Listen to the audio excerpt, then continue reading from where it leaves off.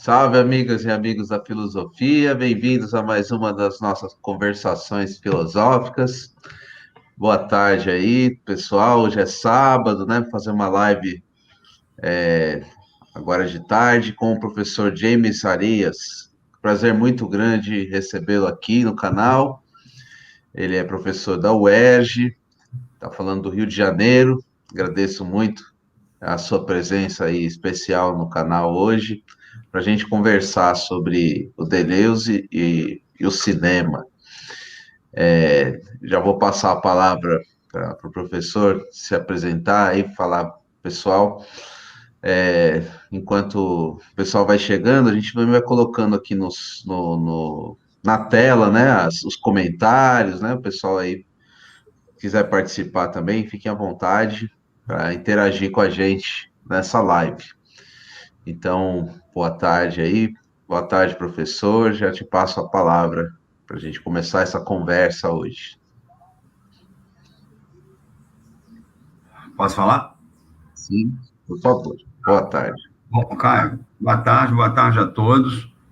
Inicialmente, eu queria agradecer a você e aí aos seus colaboradores, a todos os presentes, aos estudantes, que eventualmente também aos amigos, né, que estão presentes. Queria destacar essa iniciativa que tem dado muito certo e tem feito um sucesso bastante, digamos assim, ruidoso. Eu vou começar e eu pretendo falar pouco, tá?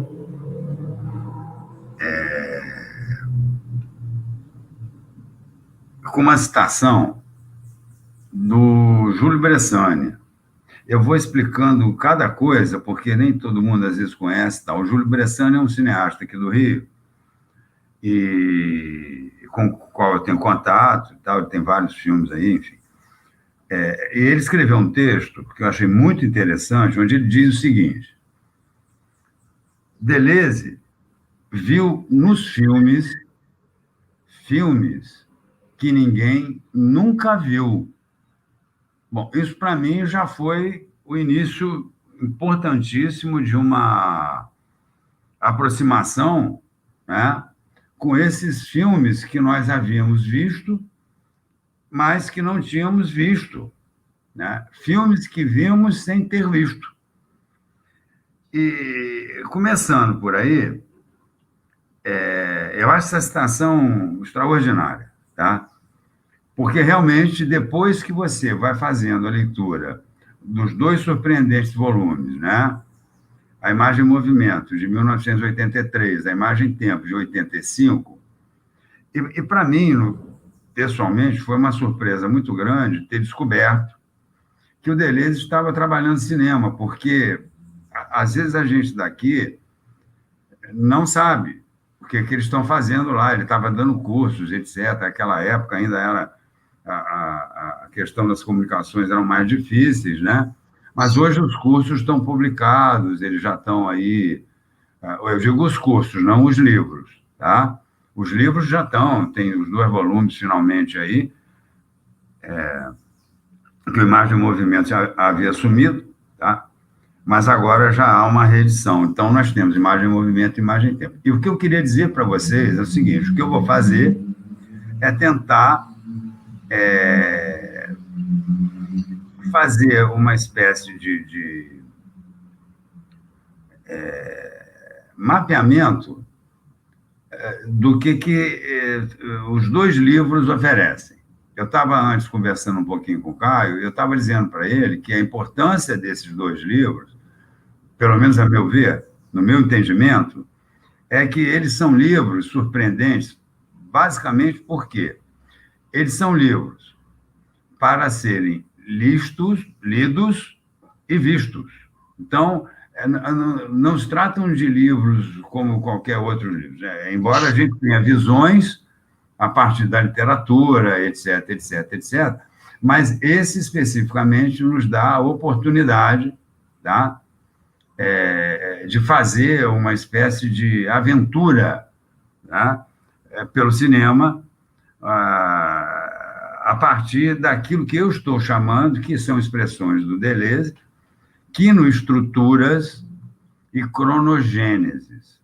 E eu vou explicar inicialmente, pelo menos a partir do que eu pude entender, lendo os dois livros durante anos e assistindo os filmes, etc., né?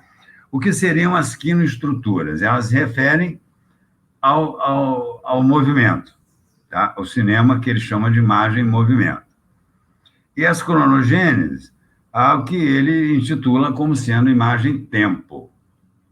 Mas nós temos vários problemas aqui. Primeiro, a quino vem de kínesis, que é movimento, e a palavra estrutura, quinoestruturas, elas dizem respeito, e aí entra um problema, que é o problema da palavra estrutura, que tem um campo semântico muito vasto, sobretudo se considerarmos, por exemplo, o estruturalismo em suas várias faces, psicanálise, literatura, etc, etc, etc. Tá? Muito bem. Eu diria que o Deleuze está chamando de estrutura é algo móvel, que tem mobilidade.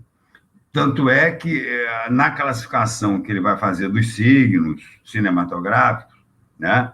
Por exemplo, para a imagem em movimento, percepção, afecção, pulsão, ação, você vê que há uma travessia da percepção na ficção, da ficção na percepção, da afecção na pulsão, da pulsão na afecção, da ação, suas duas formas, pequena e grande, na pulsão. Ou seja, então, o que ele está chamando de estrutura, eu acho que é algo móvel, embora em cada uma dessas imagens, digamos assim, o que ele procura é uma espécie de pregnância maior de um tipo de imagem sobre as outras. Então, na imagem de movimento, você tem primeiro plano, você tem os dois polos perceptivos, centrado a centrado. Na imagem à ficção, você tem o primeiro plano. Na imagem ação, você tem a pequena e a grande forma, que é o modo pelo qual a ação, situação, ação, ou situação, ação, situação, vão se resolver. Tá? Agora, o Deleuze introduziu, que até aqui, percepção, afecção e ação, nós não saímos do primeiro capítulo de Matéria e Memória. Então, eu acho assim, fundamental a leitura do Matéria e Memória, sobretudo o primeiro capítulo. É óbvio que a leitura do livro vai nos instruir muito para compreender como é que ele está desenvolvendo esse trabalho relativo ao cinema. Ele introduz a pulsão, que é algo que ele cria a partir dele, etc. Bom, eu queria só falar um pouquinho do Matéria e Memória, porque, sobretudo o primeiro capítulo, mas muito resumidamente, tá? Por causa de uma, digamos, coincidência. Em 1895, data-se, né, o início do cinema. Então, o cinema data de 1895. E Matéria e Memória data de 1896. Ou seja, são produções paralelas. E o Bergson, evidentemente, teve contato com o cinema e teve uma péssima experiência com o cinema, que o cinema, para ele, é uma máquina diabólica. A máquina diabólica de Zenão de Eleia. Eu vou explicar rapidamente um dos paradoxos do Zenão, que é muito simples, que é o paradoxo da flecha, né? Ele diz o seguinte, que uma flecha, mesmo após ter sido lançada, ela permanece a cada momento do tempo grudada no espaço. Muito bem. Então, a cada momento 1, 2, 3, 4, 5, 6, etc. Tá? E o Bergson entende isso como, o cara escreveu Matéria e Memória para derrubar exatamente, precisamente, esses cortes, essas interrupções, né, no movimento, e o cinema vem e realiza, através de uma máquina, isso que seria, a princípio, a flecha diabólica zenoniana. Por que essa questão? Porque nós tínhamos um problema no primeiro cinema. Você tem o fotograma, que é isso que o Bergson ele vai, quer dizer, ele implica exatamente com o quê? Com o fato de que o fotograma é uma imagem fixa. Quando você artificialmente imprime um movimento, então o movimento é, digamos, sugerido, digamos assim, como uma espécie de ilusão para os sentidos, porque o movimento não está passando. E isso durou. E o Bergson provavelmente nunca mais foi ao cinema. Mas, de qualquer forma, o cinema mudou. A partir do momento que nós passamos a ter cortes móveis, né? Que é o fato de que eu posso juntar a segunda metade do primeiro fotograma com a primeira metade do segundo, e eu obtenho aí uma imagem móvel. O Bergson não quis saber disso, tá? Então, ele deixou passar, embora, ao longo da sua obra, ele, inclusive, no capítulo 4 da Evolução Criadora, ele trate da questão cinematográfica da percepção, mas sempre com reservas e sempre nos dizendo que a percepção ela é enquadrante. Enquadrante significa que ela é um enquadramento e que esse enquadramento ele tende a ser um enquadramento fixo. Bom, então, na sucessão, você cria a ilusão do movimento. Muito bem. Então, partindo daí, quando nós temos já a imagem móvel, nós temos uma outra dimensão, porque o cinema ele retira o movimento do espaço. Vejam bem, e que era a pretensão do Bergson. O Bergson pretendia exatamente apreender a mobilidade do móvel. O cinema acabou realizando isso, na medida em que ele retira, repito, ele retira, tá, o movimento do espaço. E, posteriormente, e isso seria imagem em movimento, mas, posteriormente, nós temos a questão de extrair, emancipar o tempo do movimento. Por isso, os dois livros. Então, quinoestruturas para a imagem em movimento e as cronogêneses para as experiências eventuais de nascimento do tempo, né? E aí ele também vai, basicamente, trabalhar a partir, quer dizer, não só, mas ele centra no capítulo, porque há uma espécie de ruptura entre o modo como ele procede no primeiro livro e o modo como ele desenvolve o segundo. Mas ele usa ainda o sistema classificatório, sobretudo no que ele chama de os cristais do tempo, onde ele trabalha basicamente Marx Wolfuss, o cristal perfeito, Jean Renoir, o cristal rachado, não só, mas é basicamente isso, tá? Fellini, com todas as suas entradas e saídas, e Visconti com a corrosão do tempo, tá? Muito bem. Portanto, nós temos aqui uma sumária, digamos assim, indicação de alguns dos cineastas da imagem-tempo, mas muitos outros, né? Eu sublinharia, por exemplo, Tarkovsky, que é uma experiência cinematográfica sem precedentes. E outros russos também, enfim, Sokurov, etc. Eu não vou me deter muito a filmes, porque senão eu perco muito tempo falando de filme. Muito bem. Mas eu preciso explicar um pouquinho de cada coisa. Vamos lá. A imagem-percepção, voltando à imagem em movimento, ou as quinoestruturas, ela se define a partir dos dois polos. Primeiro capítulo de matéria e memória. O polo centrado e acentrado. O grande exemplo é Vertov, que fica oscilando entre o centro e a periferia e se utilizando de vários recursos, tais como aceleração, superposição, etc, etc, etc. Chama-se O Homem com uma Câmera, que ele analisa, faz um bom trecho do livro, ele faz uma análise. Para a imagem-ficção, onde nós temos o destaque sempre privilegiado do primeiro plano, né, seria interessante o Dreyer, né,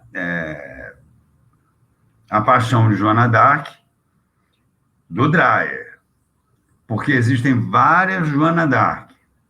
Existe Paixão de Joana d'Arc e existe também o Processo de Joana d'Arc.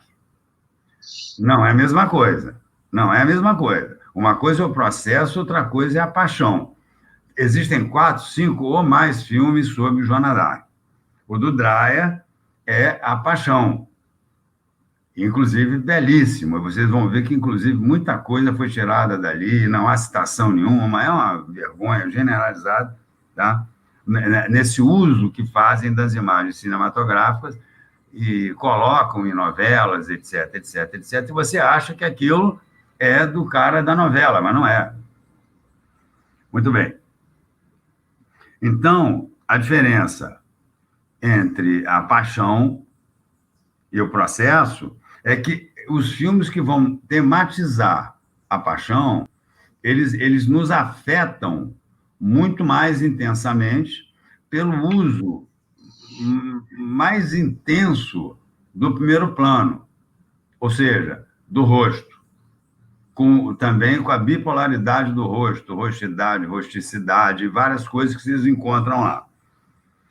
Os filmes que vão tratar do processo, eles tratam muito mais do desenrolar da questão que vai levá-la, finalmente, até a fogueira, etc, etc, etc. E não vão explorar a afecção tanto. Então, eu recomendo o do Dreyer, tá? Que é daquela escola lá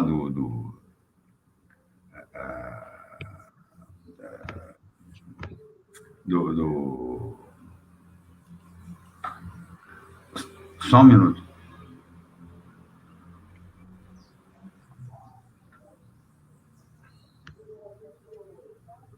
Do Persona, do Bergman.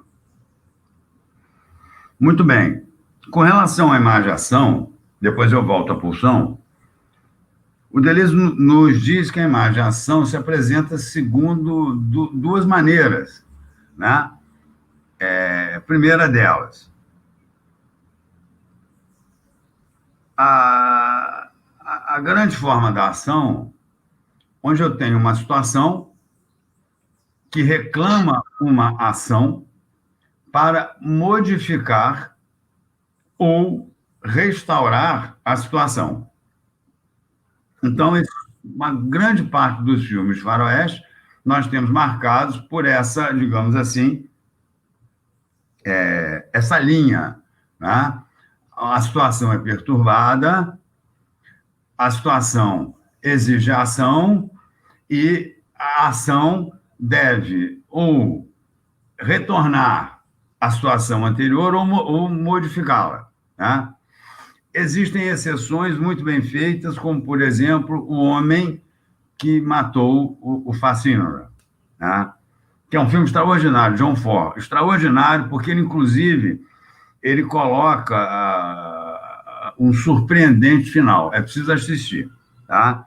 E ele, agora, com relação à ação a pequena forma da ação, nós temos, por exemplo, e é fácil entender, eu sugeriria, sobretudo, Buster Keaton, que é diferente do Chaplin. O Buster Keaton é diferente do Chaplin por quê? Porque o Chaplin, ele trabalha dentro de uma espécie de mecânica, né? Tempos modernos, todo mundo já viu, ele está envolvido, enrolado no mundo mecânico, o mundo da produtividade, com todos aqueles problemas, etc, etc, tá? mas ele tem uma expressão mecânica da pequena forma, apesar dele ser desengonçado, dele cair, etc. Já o Buster Keaton, não. Porque no Buster Keaton, você tem a pequena forma aparecendo de uma maneira extraordinária. Por que a pequena forma? O que quer dizer isso? É porque parece que nada vai dar certo.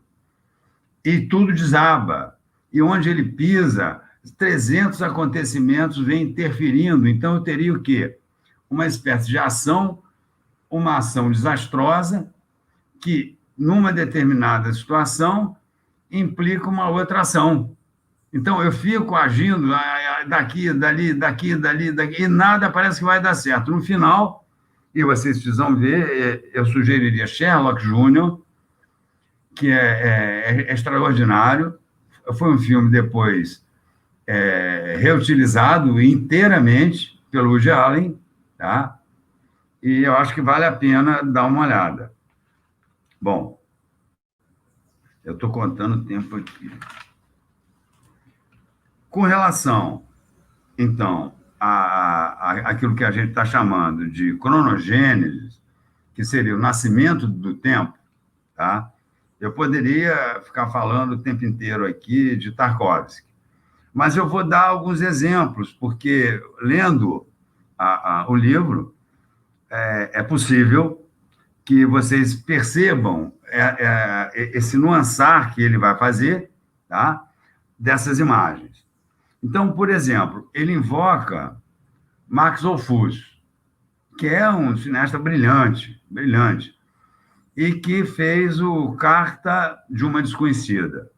Se ninguém viu, gente, por favor, peguem o filme. Eu sei que há uma dificuldade,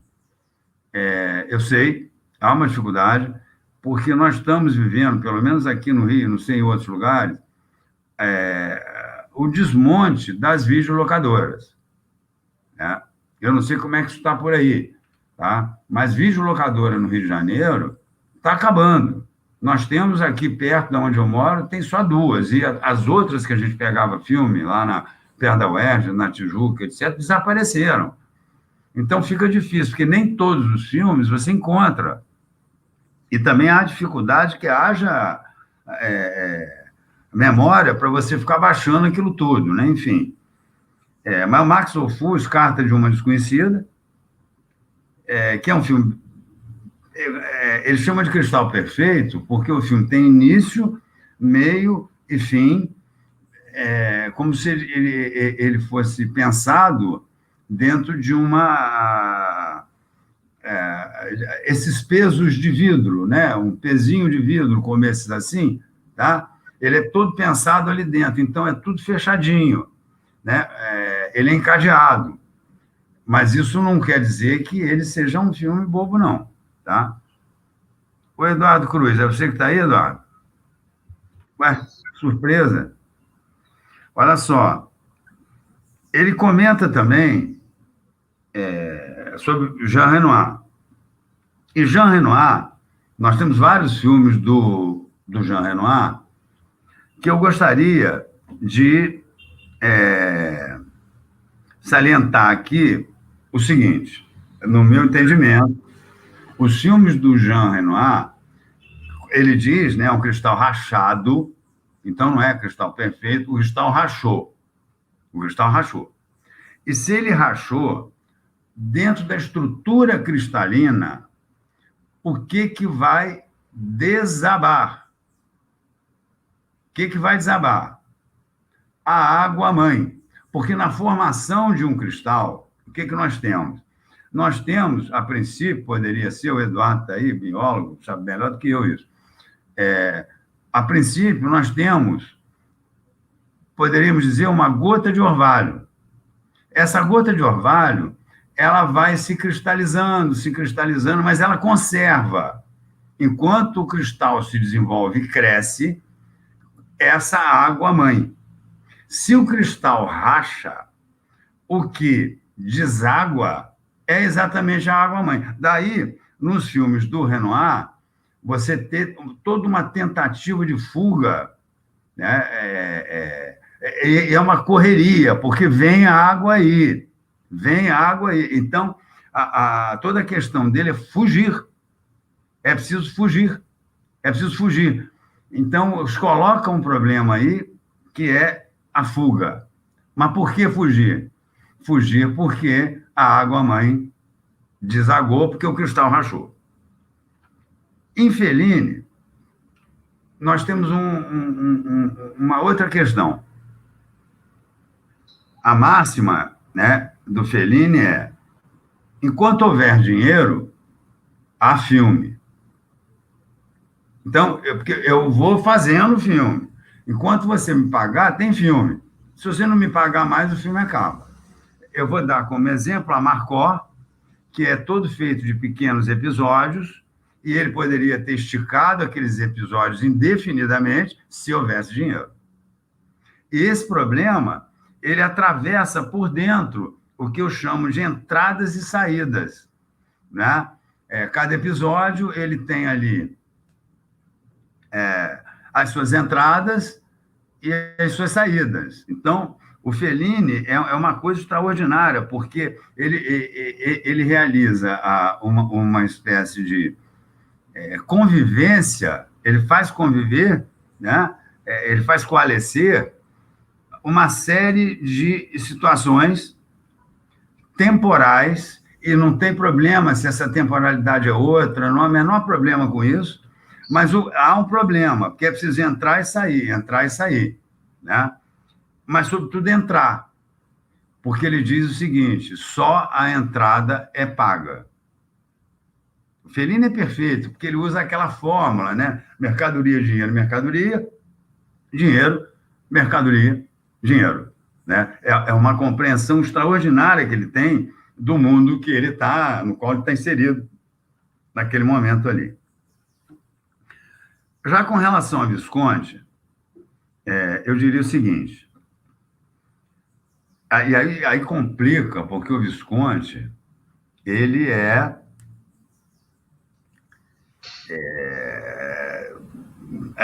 isso está em todos os filmes dele, todos os filmes. Esse princípio corrosivo.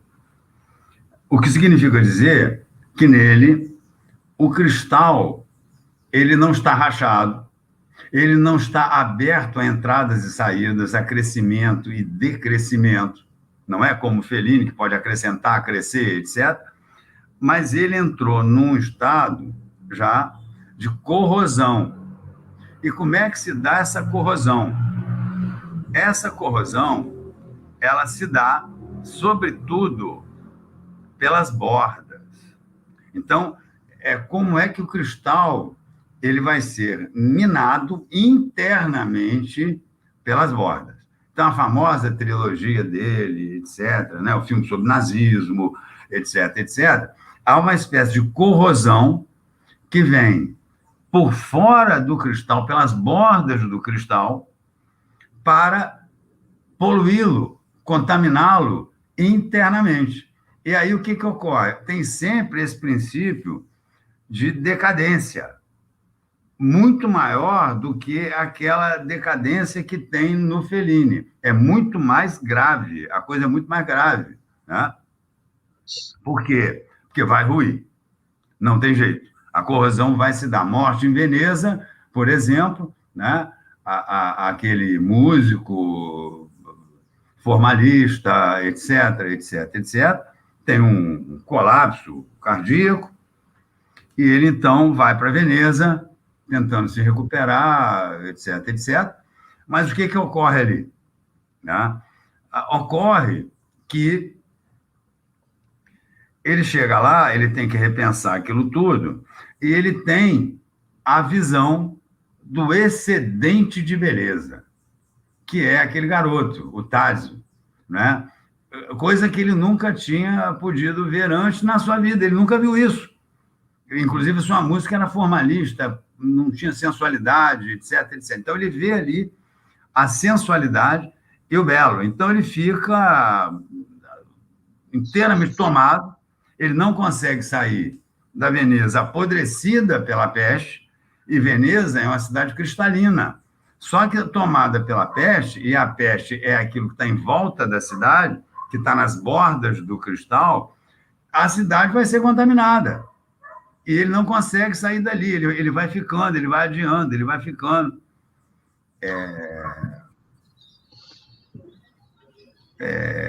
Enfim.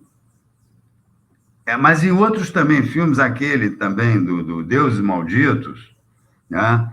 Que é já o princípio, o germe de decadência que aparece nas práticas nazistas. Então, ele vai mostrando o problema da SA com a SS, etc, etc. Em todos os filmes dele, esse princípio de corrosão, eu diria, de putrefação do cristal. O cristal vai ser contaminado internamente porque as suas bordas elas foram corroídas. E isso vai atingi-lo. Né? Esse é só para... Eu tenho que passar rápido, que eu estou contando o tempo aqui.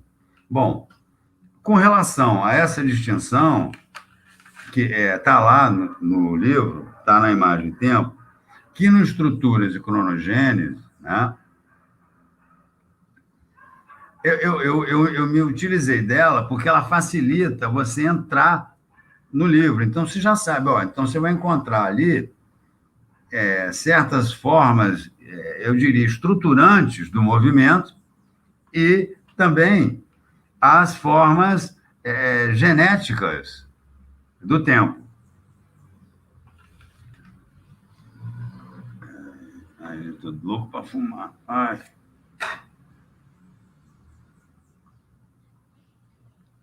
Tomando café, me dá vontade de fumar. Bom,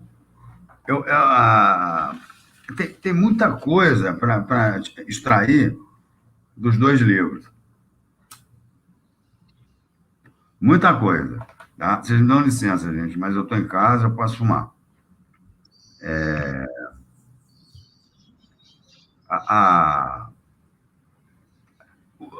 No Imagem e Tempo, ele ainda vai discutir outros problemas, que é o problema do dá-me um corpo e dá-me um cérebro.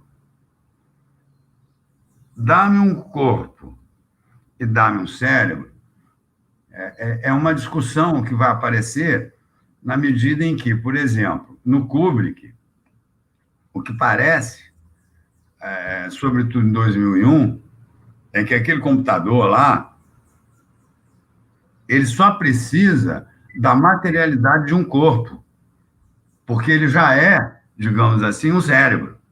Então, ele só precisa da materialidade de um corpo para agir.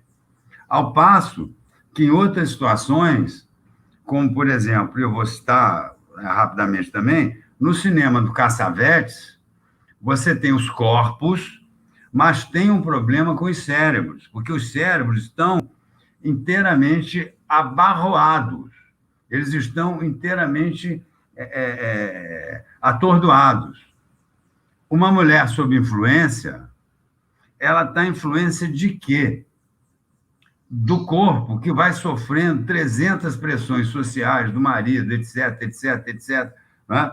E ela não consegue elaborar, digamos assim, nada do ponto de vista do espírito. O espírito é algo também que se dissocia. Então, me dê um corpo aí, é o que pede o computador. Me dê um cérebro aí, pede lá uma mulher sob influência. Eu estou citando assim, gente, muito rapidamente, porque são muitos filmes com os quais ele trabalha e alguns que nós não encontramos, que esse é um outro problema, tá?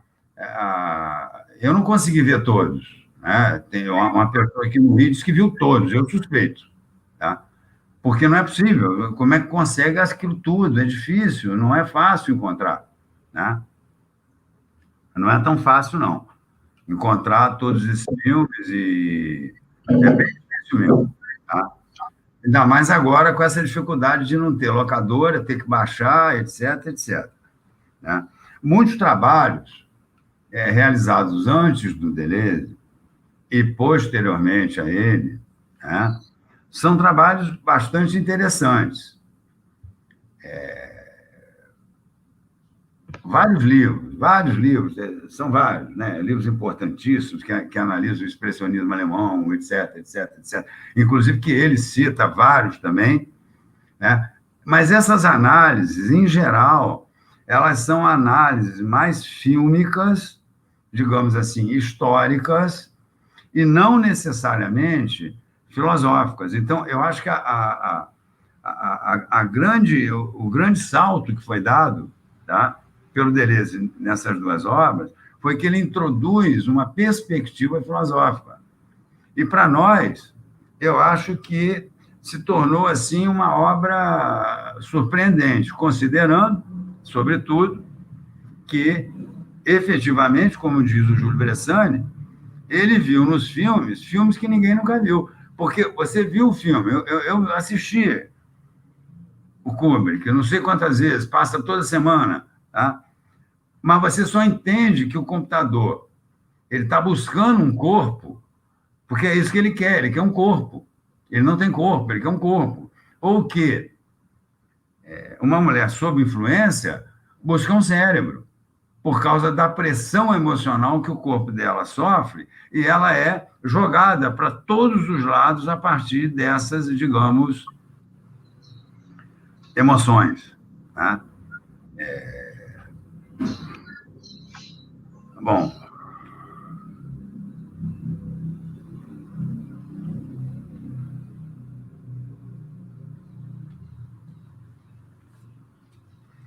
eu gostaria de falar só um pouquinho do Tarkovsky, mas poderia também falar de outras experiências aí, Sokurov, etc. Belatar, que é uma maravilha também, enfim. Mas eu queria falar especificamente sobre o Tarkovsky. Não vou falar muito, não. Mas o Tarkovsky, por exemplo, no Espelho, você tem uma sucessão de imagens que elas já são diretamente imagens temporais. Então, porque eu tive um aluno que eu até orientei no mestrado, ele é documentarista e tal, e ele vivia brigando comigo, dizendo o seguinte: pessoal, olha só, é meu amigo até hoje, né? E ele dizia o seguinte: olha, existe tempo no movimento. Claro que existe tempo no movimento, né? E eu não vejo tanta diferença entre imagem em movimento e imagem em tempo. Eu não vejo. Eu não vejo. Eu não consigo ver, tá? Eu dizia, mas é claro que tem. Primeiro, considerando, voltando ao Bergson, quando eu desgrudo a flecha do espaço, a flecha voa. Agora, quando eu tendo ou pretendo a inserir a flecha no tempo, eu aí estou em outra situação. É algo completamente diferente. Uma coisa é colocar a mobilidade no móvel, que eu poderia dizer que Vertov faz muito bem, tá? Mas outra coisa é eu retirar do movimento, emancipar do movimento, o tempo. E eu diria que o Tarkovsky já faz isso de saída, o tempo já está emancipado. Eu me lembro que várias vezes, né, ao ver Tarkovsky no cinema, porque é difícil atualmente até isso, né? Atualmente impossível, mas eu digo, só em festival Tarkovsky que você consegue vê-lo no cinema. Eu notava uma coisa muito curiosa, eu sempre digo isso, porque o público já era pequeno. O público ia diminuindo. As pessoas iam saindo de fininho, iam ao banheiro e não voltavam, ficavam lá do lado de fora, na lanchonete. Se tivesse chovendo, quando você saía, o pessoal estava tudo do lado de fora. E ficavam 2 ou 3 pessoas, e, em geral, 2 dormindo. Por que isso? Porque esse cinema que emancipa o tempo do movimento, ele atinge e nos atinge diretamente na esfera é sensório-motora. O nosso sensório-motor, que é feito para perceber e agir, que é exatamente por onde o movimento vai passar, né? Percepção, afecção e ação, e considerando que, às vezes, eu tive um problema aqui embaixo, peraí. Considerando que, às vezes, entre percepção e ação, não há sequer intervalo. Por exemplo, no arco reflexo. Você não tem intervalo ali. Né? Então, você tem direto percepção, ação. Quando você tem intervalo, que é algo intervalar, aí você tem a afecção. Então, esse aluno ficava teimando comigo, não, mas ali é o tempo. Sim, é o tempo. Mas eu diria, é o tempo enrolado, envolvido no movimento. Então, o tempo ali, ele parece, digamos assim, né? Ele aparece submetido ao movimento. Então, quando você vai daqui a Petrópolis, você calcula quanto tempo, se não tiver trânsito, está 1 hora e pouco. Entendem o que eu quero dizer? Você faz uma espécie de cronometria do tempo. Você cronometra o tempo. Então, essa cronometria do tempo é o quê? É a espacialização do movimento. E pior, é a interiorização do tempo no movimento. O problema todo é ir retirando.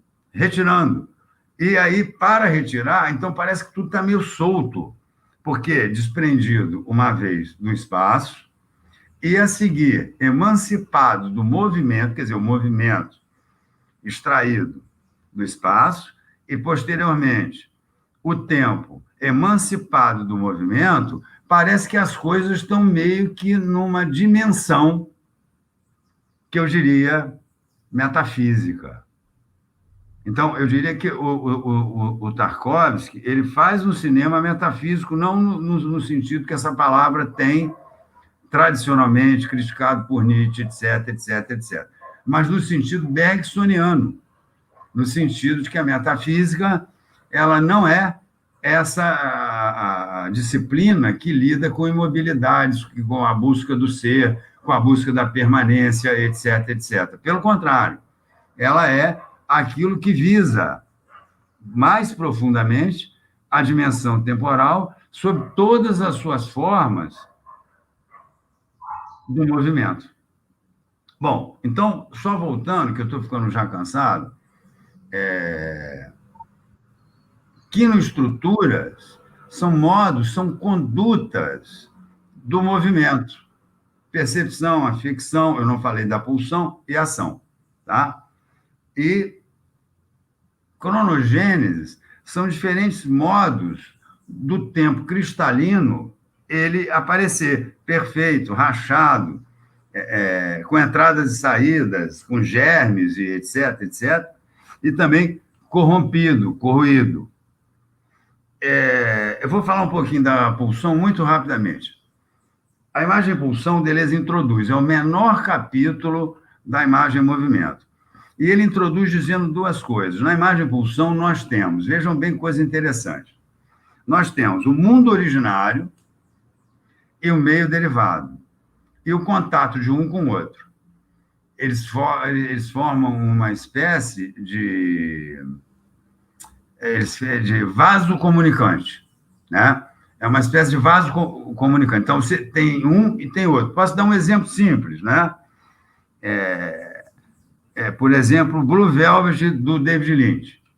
O David Lynch trabalha com a pulsão. É preciso considerar que a pulsão americana não é igual, por exemplo, à pulsão do Buñuel, não é a mesma coisa. Mas o David Lynch trabalha e como exemplo, eu acho que serve. Em Blue Velvet, você tem aquele mundo da cerca branquinha, das flores vermelhas, etc. E já começa com o sujeito tendo um ataque, ninguém sabe o que é aquilo, se é mordida de inseto, se é um negócio do coração, depois ele vai para um hospital, está todo entubado ridiculamente lá, você também não sabe o que é aquilo, e o garoto, andando, indo e voltando, descobre a tal da orelha. A orelha. A orelha é um labirinto, a partir do qual no qual ele vai penetrar. Vejam bem, ele vai atravessar do mundo derivado, o mundo dos costumes, o mundo que pode ser extremamente refinado e em Visconti, né? O meio derivado é uma coisa absolutamente... Porque em Visconti excede a beleza. Então, Morte em Veneza, aquele salão do hotel, e as pessoas são lindas, é tudo lindo, é uma coisa, né? É meio derivado. Agora, o mundo originário, inclusive no qual ele vai penetrar, tá? É um mundo extremamente complexo, porque é um mundo cujas regras são, digamos assim, ditadas, né, pelo Frank. E quem é o Frank? O Frank é um psicopata. Quem é o Frank? O Frank é um psicopata, tá? Que prendeu o filho da mocinha, etc. Enfim. Então, a comunicação desses mundos é que faz a imagem-pulsão funcionar. Do mesmo modo como em Buñuel, o anjo terminador, né? O que é o anjo terminador? As pessoas entram por um jantar, né? E, de repente, ninguém consegue sair, se retirar da sala. Que diabo é aquilo? Que as pessoas chegam, não tem nada impedindo, não tem um vidro, não tem uma porta, não tem nada. Elas não conseguem sair. Elas são atraídas. Para onde? Elas são atraídas pelo mundo originário. E aí a degradação ela vai entrar. Por quê? Vai faltar água, vai faltar comida, vai ter que comer papel, vai ter que furar os canos. Então, você vai degradando, inclusive, o ambiente físico. Por quê? Você vai ter que extrair dele a sobrevivência. E cada vez ela se acirrando e ficando mais feroz. Mais feroz. Né? Por quê? Porque as pessoas estão começando a lutar pela sobrevivência, e aí como diz o Wim Wenders, cada um por si e Deus contra todos. Né? Por quê? Porque ali não tem saída. Então, quando você põe em comunicação esses dois mundos, é que você tem a imagem-pulsão. Essa imagem-pulsão, ela porque o Deleuze retira percepção, afecção e ação do Bergson. Isso está, matéria e memória, você lendo, você percebe perfeitamente, tá? Agora, a pulsão, ele introduziu. Para finalizar, eu vou fazer uma passagem da pulsão, que eu gostaria de considerar a pulsão o tempo pulsado. Então, para resolver o problema daquele meu aluno que me enche o saco, tá? Eu disse para ele, olha, nós temos tempo, sim, na imagem em movimento, só que ali o tempo é pulsado. E na imagem tempo, tá? Eu não tenho mais essa, digamos assim, essa natureza do tempo pulsado. Então, eu tenho um tempo emancipado da pulsão, o que não significa, entretanto, como o Visconti vai mostrar, que eu tenha abandonado, por exemplo, a degradação pulsional no movimento e a corrosão no tempo, só que é muito diferente, tá? Então, nós estaríamos diante de um tempo não pulsado. Então, se eu quero resumir tudo pelo tempo ou pelo movimento, eu primeiro tenho que separar, ver o que é um, ver o que é outro, e, para finalizar, eu diria o tempo pulsado e um tempo não pulsado. Caio, muito obrigado. Eu acho que eu falei quase uma hora. Foi ótimo, deu 1 hora quase. Tá, obrigado. Agradeço muito, professor, o pessoal que está assistindo aí também. Se eu puder fazer só uma breve questão para a gente Claro, pois não. conversar um pouco, o que eu teria para perguntar é o seguinte: como é que se dá a passagem desse cinema da imagem movimento para o cinema da imagem tempo? Porque me parece que a maneira como o Deleuze constrói o cinema da imagem em movimento, ele vai entrar em uma espécie de uma crise, é o primeiro Sim. capítulo do Imagem e Tempo, E Sim, daí, sim. dessa crise, cada um desses novos cineastas, ou às vezes até alguns que já vinham trabalhando no que ele chama de imagem em movimento, vai encontrar essas saídas, né, para essa crise. Sim, Daí sim. tem uma dimensão que é uma dimensão política, né, porque é de países que perderam a guerra, como a Itália e o Japão, Uhum. que esse cinema da crise vai se constituindo, né? E essa dimensão política, ela percorre também subterraneamente em alguns momentos o texto, mas tem outros momentos que o texto faz aparecer de maneira mais clara essa dimensão política. E o Glauber Rocha aparece nesse ponto também, né? Sim, sim. Assim como o Osman Sambelli. Então, é essa pergunta que eu tinha para fazer. Como você vê essa questão da política? Isso é um tema que seria para uma outra conferência, e eu até indicaria uma pessoa melhor do que eu que estudou isso a fundo, tá? Que é a Ivana Benz, não sei se você conhece, lá da Escola de Comunicação, que ela estudou Glauber a fundo, tá? Mas eu vou falar um pouquinho, eu diria o seguinte, essa crise que o neorrealismo anuncia, né,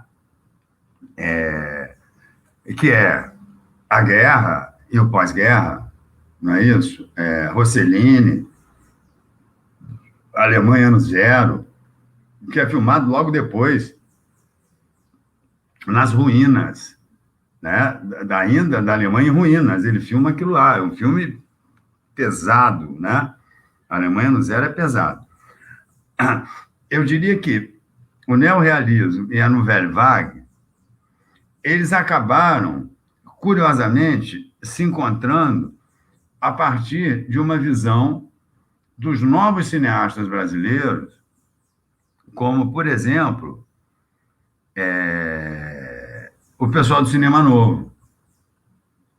O cinema novo, ele traz tanto a marca do neorrealismo quanto da Nouvelle Vague. Eu queria só, para não me alongar, e eu recomendo qualquer coisa, você entra em contato com a Ivana, porque ela daria uma belíssima conferência, ela sabe tudo de Glauber, tudo, tudo.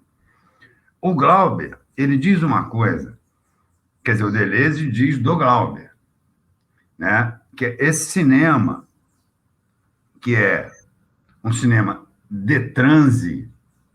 O cinema do Glauber é um cinema de transe. O cinema entra em transe com o Glauber, né? Ele diz o seguinte, que o Glauber pensou uma equação dificílima, que eu acho que é muito digna para pensar, inclusive, no nosso momento atual. Porque ele diz o seguinte, ele consegue juntar, como se fosse, né, Brasil. E isso é sério, porque é fanatismo e banditismo. São as duas séries que se cruzam ali. Então, se a gente pensar isso, isso é de uma atualidade tremenda, porque o que é que a gente está vivendo, se não essas duas séries que o Glauber destaca ao longo de toda a obra dele, né? Eu acho que é isso um pouco. Eu não sei se eu te respondi, tá? Mas eu tenho a impressão que é isso. Por aí, entendeu? Mas teria que passar a pegar os manifestos, né? Os dois manifestos do Glauber, para poder ver em cada um, teria que ver isso com calma. Eu já fiz uma conferência há muitos anos sobre isso, mas eu perdi aquilo, eu não sei nem onde está mais, tá? Tem muito tempo que eu não trabalho com ele. Mas a questão era como é que esse cinema da imagem de movimento ele entra em crise, porque é o esgotamento do aparelho, dessa relação do aparelho sensório-motor, desse tipo de cinema, né, que busca trabalhar em cima disso. E isso vai entrar num esgotamento, uma crise, e Sim, dessa crise em países que têm uma relação, porque esse cinema tinha relação política também, né? sim, sim, sim. O que fica perdido, Caio, é o vínculo com o mundo. Porque o sensório motor, o que o sensório motor faz? Ele nos liga ao mundo. Nós temos um vínculo sensório-motor com o mundo. Levantar, tomar um banho, se arrumar, sair para trabalhar, tá? Esse é um vínculo, né? Esse vínculo de percepção rápida, afecção, o mínimo possível para não ficar enrolando e ação, tá? embora nós tenhamos vários intervalos, esperas, etc., etc., né? Muito bem.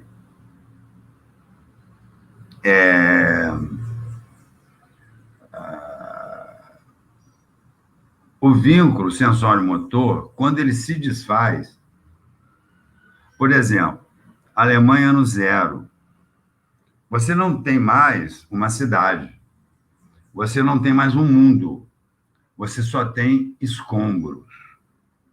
Tá? Então, o vínculo que anteriormente você teve, ou teria tido, ele se desfaz. Então, ele vai dar lugar a personagens, por exemplo, errantes, né? Que vão vagar, deambulantes. E outras características também que ele aponta, tem um capítulo lá que ele vai falar de 4 características, se não me engano, tá? Mas uma delas é o vínculo perdido, você começa a ter a deambulação, personagens que saem por aí. Né? O road movie, por exemplo, em alguns deles você tem isso. E você tem isso também, por exemplo, no Lars von Trier, né? Aquele Melancolia, por exemplo, o vínculo se fechou, não tem mais vínculo possível. Eu posso tentar manter naquele jantar algum vínculo, mas não há mais vínculo, não. Tem mais vínculo nenhum, não. A coisa vai explodir tudo e acabou. Eu acho oportuno o que você falou, Caio, pelo seguinte, nós estamos vivendo um momento em que o nosso vínculo sensório-motor foi interrompido. Né? Foi interrompido de uma maneira estranha. Eu estou sendo sincero com todos vocês, eu vou dizer o seguinte, eu sempre tive insônia, só que agora eu passei a ter uma insônia distinta, que é uma insônia esporádica. Eu durmo, acordo, durmo, acordo. Se não fosse hoje uma aluna minha, eu acho que ela estava por aí, me ligar hoje, eu não teria acordado, porque eu estava dormindo. Entendeu? Embora eu me preparei, tomei banho, falei, pô, tudo bem. Aí encostei e dormi. Por quê? O sensório motor, ele não está mais comandado por aquela rigidez que é, por exemplo, você ter que ir para a universidade, você ter que cumprir certos horários, certas burocracias, etc., etc., é muito difícil. Porque nós estamos vivendo um momento meio que de suspensão do sensório motor. E muita gente fica sentindo-se perdida, né? Muito bem sem saber. Eu estava lendo outro dia que há uma frequência com anorexia nervosa. Isso que aumentou muito a anorexia nervosa. Por quê? As pessoas estão em casa, elas não gastam energia suficiente e também perdem a fome. Então, tem uma série de efeitos quando o sensório motor, o vínculo homem-mundo, ele se distancia, que aí só tem uma saída, você precisa reinventar o mundo. Né? Não é nada de novo normal, não. É uma reinvenção. Você tem que fazer uma reinvenção, e aí entra o problema todo institucional, que quer botar regra de novo, regrar tudo, muito complicado, sabe? Porque não tem novo normal, e isso é coisa de mídia, isso não existe. O que existe é que você vai precisar fazer, enfim, eu não sei como é que vai ser isso, né? Eles aproveitam, por outro lado, para nos enfiar, tá? A sociedade de controle, esses veículos que nós estamos usando, eu não tenho nem tempo para falar isso, mas nós vivemos numa época em que nós somos obrigados, que nós temos 3 idades do cinema. Vou falar rapidinho, gente, porque senão vou ter que ir lá dentro pegar alguma coisa para beber. Que está me dando sede. Num primeiro momento, você tinha que ver na imagem, e isso serve para outras artes, né, visuais. Você tinha que ver o que havia na imagem. Eu quero ver o que há na imagem. Tá? Depois, você tem que ver o que está por trás da imagem.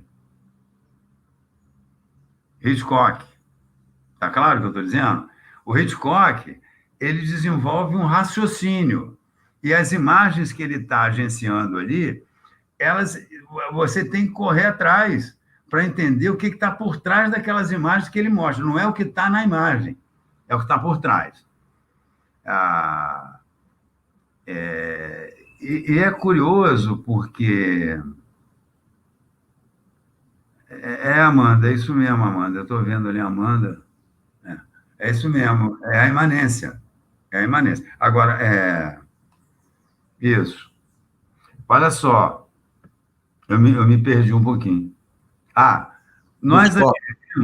atingimos um terceiro momento, que é essa obrigação que nós temos agora de nos inserir na imagem. O que nós estamos fazendo aqui? Não é isso? É inserção, né? Então cada um de nós é obrigado com esses aparelhos infernais celulares, né? Eu acho o celular uma coisa infernal. Eu tenho umas pessoas que dizem assim: desliga ele, porque ele capta tudo que você está falando, e daqui a pouco vem propaganda. Eu não sei se é verdade, mas dizem É, isso. sim. É verdade? Eu É. fico surpreso, porque eu não acredito. Ele está Gente, ouvindo tudo. então é um Se eu der aparelho. um comando com a voz, ele aciona as coisas. Ele ouve e vai gravando, Não, ouve porque eu tudo. já notei que vem propaganda depois. Você diz Sim. assim: eu estou precisando comprar um celular novo, a loja americana daqui a pouco aparece. A americana, né? Enfim. Então, nesse momento que nós estamos, é esse momento de inserir-se nas imagens, né? Eu não sei se eu estou, quer dizer, aí é outra política, Uhum. é outra Uhum. política, né? Enfim. Deixa eu dar uma olhada aqui, cara, porque tem uma opção de gente escrevendo coisa que eu fico vendo aqui. É o Guilherme. Ô, Guilherme, tudo bem, Guilherme? Eduardo, abração, Eduardo. Deve ter mais gente aí. A Amanda eu não conheço, a Amanda. É isso mesmo, Amanda. Eu não sei, é porque vai correndo o Bruno também, meu grande amigo Bruno está aí. Enfim, Tivemos uma boa audiência hoje. não sei, porque até agora só chegou isso aqui, mas tem mais? Perguntas não vieram, vieram só.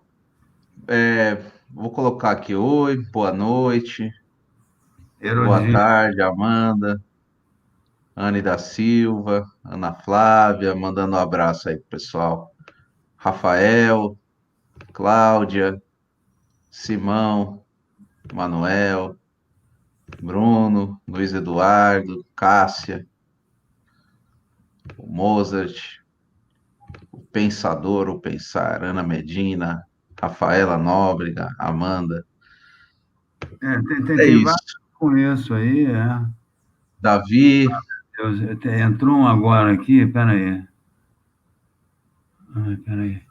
a crise e crítica do primado da representação sai da filosofia, atinge a crítica e os autores de cinema. Sim, claro, claro, claro, claro.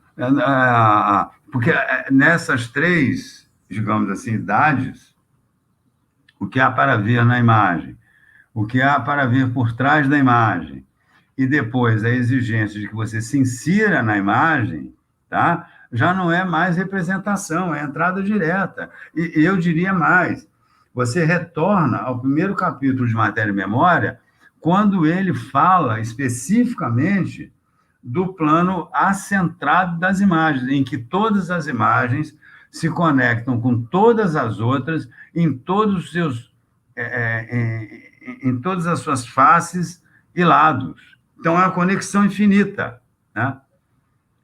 Meu Deus, potências do Fausto, Danilo, deixa isso para outro momento. Não, não, porque aí o cara. Então, peraí, deixa eu fazer uma coisa. Deixa eu pegar uma água ali, uma coisa. Só um minuto. Pegue lá, tranquilo, Esse café tá frio também, tá uma merda. fica à vontade.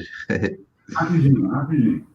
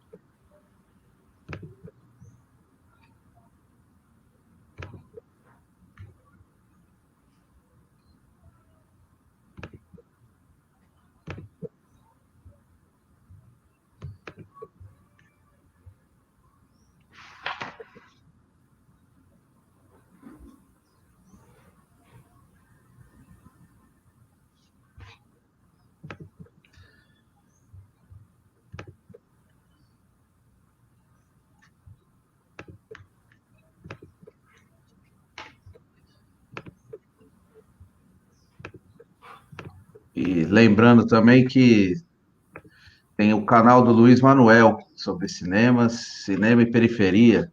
Aos domingos ele sempre faz uma live. Falas Esquivas. Vou até colocar aqui o link depois, quem tiver interesse, é um canal bem interessante também. Ele está fazendo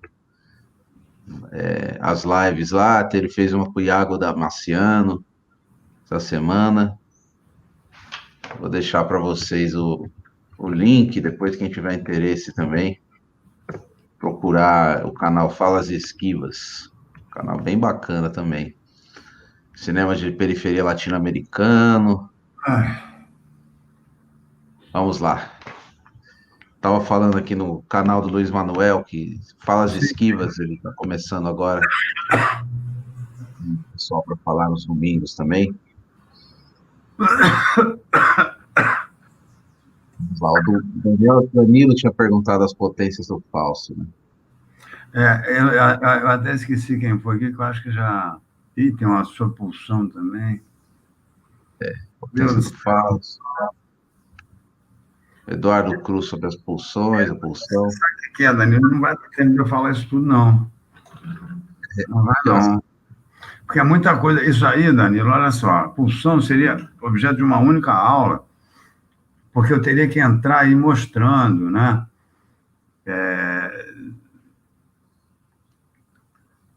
Deixa eu ver aqui, meu Deus. É porque está passando aqui. Natália pergunta do Bergson das duas fontes da moral e da religião também. Função fabuladora. Aquela questão da fé no presente, né? Essa ruptura que você comentou, né? Quem estuda isso melhor é a Verônica. Eu não estudo isso muito, não. Mas tem, sem dúvida nenhuma, tá? Deixa eu tentar falar um pouquinho da potência do falso, então, mas eu vou resumir, tá? As potências do falso, elas aparecem claramente em Orson Welles, tá? Que vem daquele princípio, a mentira, muitas vezes repetida, vira verdade, né? Que é aquela coisa do Nietzsche, né? E ele faz ali um paralelo.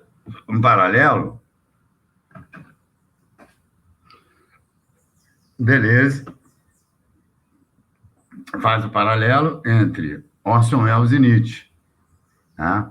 Então, as potências do falso, elas saem daí. Tá? Mas a gente pode entender, sem ter que entrar em Orson Welles, que dá uma trabalheira danada, tá? Pensar o que se chama hoje dessas notícias falsas aí. Né? Como é que isso tem um poder de disseminação ao ponto, inclusive, de nós vivemos uma situação em que nós temos um presidente que foi eleito dessa forma. Então, para não ter que me alongar muito, tá? Mas porque estão aparecendo coisas aqui, eu fico meio nervoso. O autor de cinema... Não, olha, Emanuel, olha só. O Deleuze, ele é um dos que mais trabalhou os cahiers de cinema, tá? Sobretudo, através da figura, porque ele cita muito cahiers de cinema. Eu já tentei, uma época, catalogar com um aluno meu de mestrado, mas acabou que ele foi para outro lado lá, catalogar todos os cahiers de cinema que o Deleuze citava, porque são infinitos, tem Amengalo, tem não sei quem, não sei quem, não sei quem, não sei quem, mas ficou muito difícil e eu não consegui fazer. Pode ser que agora, porque os textos estão disponíveis na internet, alguém entre lá, marque aquilo tudo e mande da busca e faça uma listagem daquilo. Mas na época não tinha isso, né? Mas a relação mais intrínseca do Deleuze com o cahiers de cinema com Sérgio Daney. Com Sérgio Daney. E ele tem textos, pessimismo, otimismo, viagem, etc. Tá? Aí teria que... Acho que está no Conversações. E o Sérgio Daney, cara, é uma coisa assim, sinceramente, eu nunca vi nada igual. Tem livro dele publicado aí, aquela editora que acabou, aquela editora toda luxuosa, como é que era o nome dela? Esse café ainda está frio. Cossack Naif? Cosac Naif. Ela publicou o Sérgio Daney. E é uma maravilha. Eu tenho, acho que 2 livros dele, inclusive tem um. Ele comenta, tá? Visconti. É uma coisa extraordinária. O que ele fala de Visconti é surpreendente. Você diz, gente, da onde, tá? Ele, como é que ele entendeu o Visconti tão bem, né? E são assim crônicas pequenas, não é nada exagerado, é muito bom o Sérgio Daney. Então eu diria isso, que a relação dele é mais com quem é o Bruno aqui, meu Deus, que Bruno é esse? Eu não estou conseguindo enxergar. O Rodrigo está por aí, gente? Está parecendo o Rodrigo, mas não é o Rodrigo, não. É porque tem uns alunos meus que estão entrando aí. É. E aí a foto é muito pequenininha, eu não consigo saber. Gente, mais alguma coisa aí? Vamos lá, gente. Teve aquela sobre a função fabuladora, no Bergson, depois aí o Caí do Cinema, né? É. E agradecimentos. Pessoal agradecendo. Peraí que a Amanda botou outro negócio aí. O Bruno Tavares, que eu não estou conseguindo enxergar. Bruno disse que está com saudades das suas aulas na UERJ. Pois é, mas não estou conseguindo enxergar. Porque também sabe o que é, ô, Caio? Os alunos, eles entram novinhos, né? Tudo garoto. E aí depois eles vão crescendo, cabelo cresce, barba cresce. Aí eu olho, eu fico olhando, ele, professor, eu digo, oi, tudo bem, mas às vezes eu não lembro, entendeu? Mas o Bruno acho que está com barba também, não sei, entendendo. Deixa eu ver aqui. Amanda. Amanda fala do Lynch, Cidade dos Ah, Sonhos, sim. É um pesquisando e texto encontrei seu bonitinho. trabalho sobre a imagem em função em Lynch. O Ah, que Veludo bom. Selvagem, Pois Veludo é. Azul, já Aquele te texto é admirava. antigo.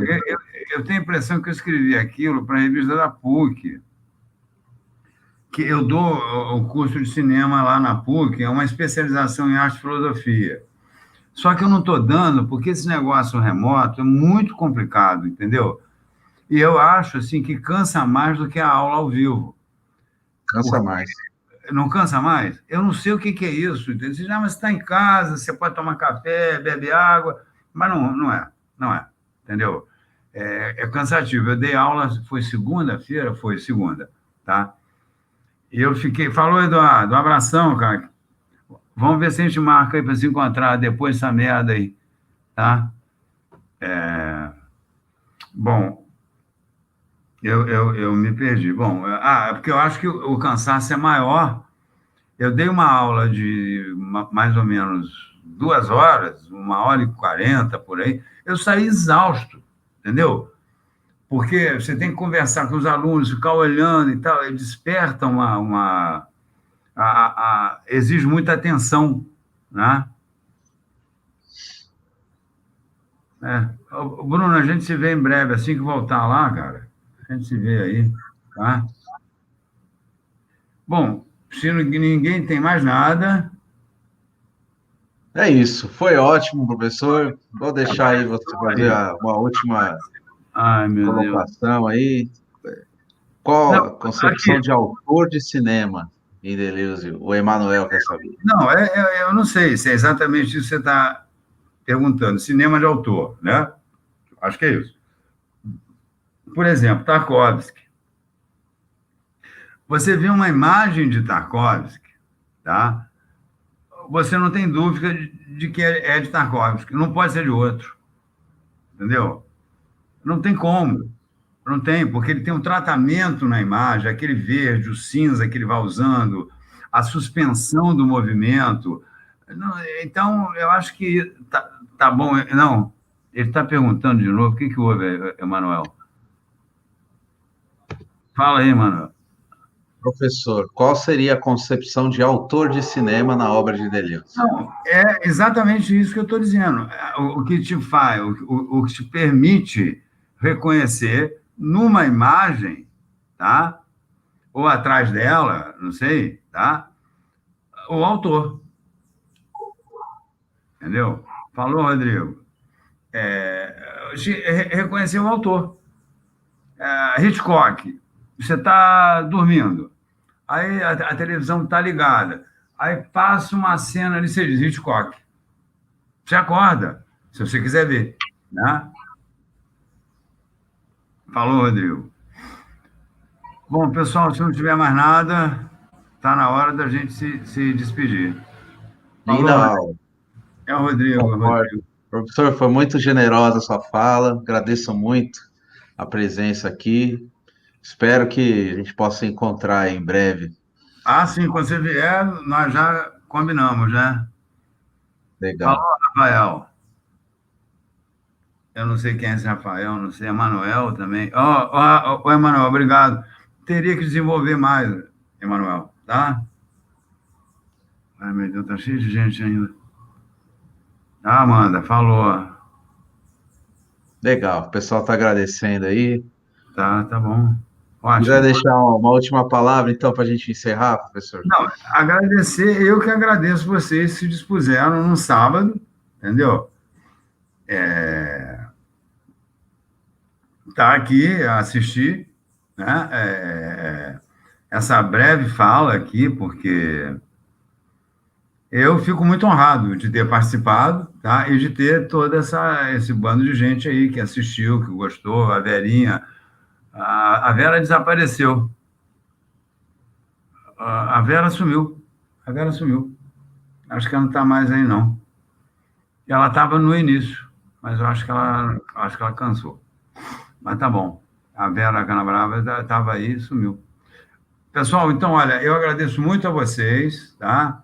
Desejo aí um bom final de semana. E vamos ver, o tempo aqui está até bonito, estão uns dias lindos aqui, sabia? Tem feito dias lindos aqui, mas para sair é uma encrenca danada, entendeu? Aí É, tá difícil, né? Tá difícil. tá Caio, difícil. eu queria de novo te agradecer muito pelo convite, tá? E também pela paciência de ficar acompanhando aí a aula e tal, com as suas questões. Mas olha só, qualquer coisa, é, a gente. Você tem contato da Ivana, não? Não, Se quiser alguma coisa sobre o Glauber, eu posso tentar, que o meu telefone eu tive que trocar, porque estava uma porcaria, e eu não sei comprar celular, só compro merda. Aí, o celular meu apagou um bando de telefone, inclusive dela, mas eu tenho como conseguir. Depois a gente troca aí, tá? Luiz Eduardo. Ah, obrigado, Luiz Eduardo. Davi, Bruno Tavares de novo, Ricardo César, né? O Ricardo lá da UERJ, não é isso? Não, Ricardo? Ricardo César. Ricardo esteve aqui no canal É, também. Um abraço para ele aí. Ricardo, né? Bruno, Davi. Bruno. Ah, Davi, agora eu estou conseguindo ver. É.